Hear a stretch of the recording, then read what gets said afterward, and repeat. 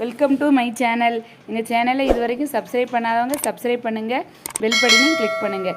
ரொம்ப ஈஸியாக பிகினர்ஸ் கூட ரொம்ப ஈஸியாக செஞ்சிடலாம். சிம்பிளாக ஒரு வெங்காய பக்கோடா எப்படி செய்யுதுன்னு பார்க்கலாம். வாங்க வீடியோக்குள்ளே போகலாம். இதுக்கு 2 பெரிய வெங்காயம் கட் பண்ணி வச்சுருக்கேன். அதுக்கு தேவையான மசாலா வந்து கொஞ்சம் கடலை மாவு, 2 ஸ்பூன் கார்ன்ஃப்ளவர் மாவு, கருவேப்பிலை, 1 ஸ்பூன் வத்தல் பொடி, கொஞ்சம் காயத்தூள், 2 மிளகாய், பெருஞ்சீரகம், 10 பல் பூண்டு இதெல்லாம் தட்டி வச்சுருக்கேன்.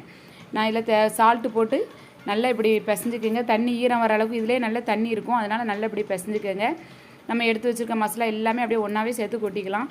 நம்ம தண்ணி வந்து ஊற்ற வேண்டாம், லைட்டாக உங்களுக்கு தேவைப்பட்டால் தண்ணி தெளிச்சிக்கோங்க. எனக்கு வந்து அந்த பல்லாரிலே நிறைய தண்ணி இருக்கலாம், நம்ம பிசையலை. இந்த பதத்துக்கு நல்லா பிசைஞ்சு இப்படி தேய்ச்சி விடுங்க. அப்போ தான் பக்கோடா சூப்பராக இருக்கும்.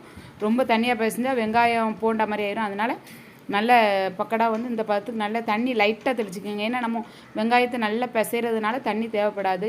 வேணும்னா லைட்டாக தெளிச்சிக்கோங்க. சூப்பராக பக்கோடா ரெடி ஆகிட்டு. ரொம்ப ஈஸி தான், உங்கள் வீட்டிலே ஈஸியாக செஞ்சிடலாம். உங்கள் வீட்டில் உள்ள பொருளை வச்சு.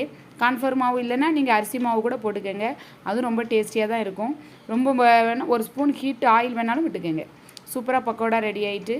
உங்கள் வீட்லேயும் செஞ்சு பாருங்கள். இவ்வளோ சிம்பிளாக பக்கோடா ஈஸியாக செஞ்சிடலாம். என் சேனல் பிடிச்சிருந்தா என் சேனலை லைக் பண்ணுங்கள், கமெண்ட் பண்ணுங்கள், ஷேர் பண்ணுங்கள். தேங்க்யூ.